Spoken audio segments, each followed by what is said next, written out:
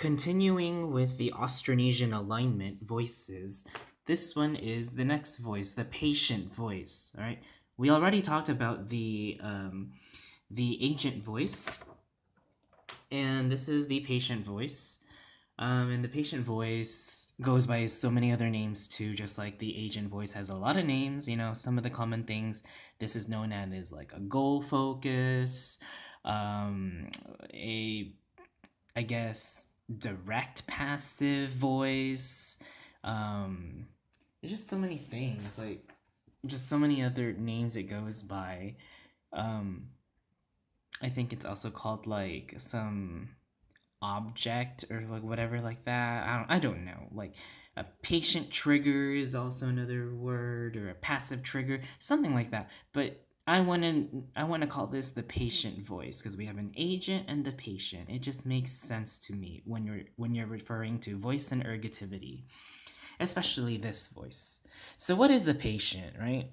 The patient is just a noun or person, something or a person that is experiencing or receiving the action of the verb or the verb action, right? They're receiving whatever or experiencing whatever the verb is doing to them, right? It's also best known for its ergativity because we make it so that the patient is the subject of the sentence, right? So again, it's best known for its ergativity because we can understand that the patient, which is the person, thing, or object, is going to be the subject of the sentence. And what is going on with that person, thing, or object? What is going on with the patient? Well, the verb. It's receiving the action of the verb or experiencing the action of the verb. And that's what's going on with the patient.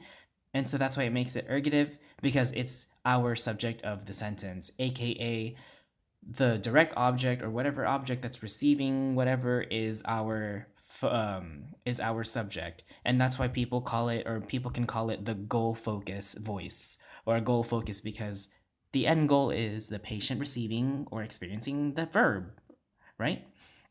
So yeah, I just want to call this the patient voice. So just to keep things simple, we got the agent, which is the doer of something, the one that's doing the verb, right? The main person making all of that ruckus, and the patient that's experiencing the side effects of the verb.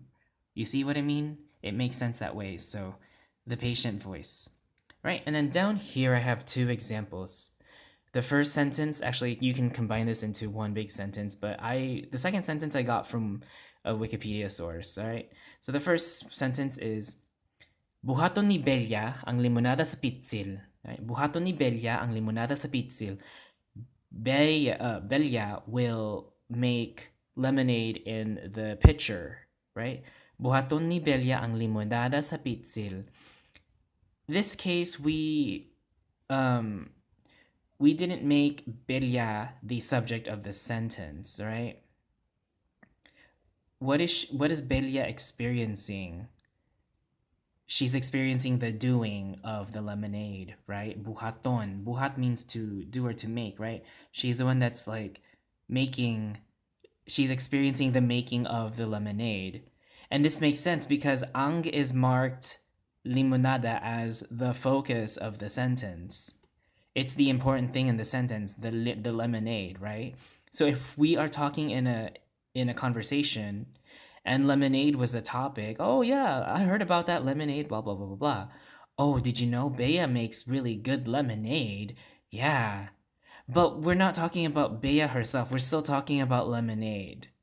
Lemonade is still the main focus. I mean, Bea is also important, but the focus is lemonade. So we're just gonna make her kind of like the patient experiencing the making of the lemonade by marking her with ni, right? She is the marked one as non-focus, but still the patient voice experiencing the doing of the lemonade in the pitcher, right? See, everything is gonna tie in together with the voices, the Austronesian alignment, and the ong and ang and all those kind of stuff. Og and ang and sa and all that stuff, right? So I hope you can understand why I need to explain this, right? So then the next part of the sentence is, ug lutuon sa babae ang bugas sa lata. And the female, right? We're still referring to Bella, right? We're just calling her a female this time. And Bella and the female is going to cook rice in the can. Okay?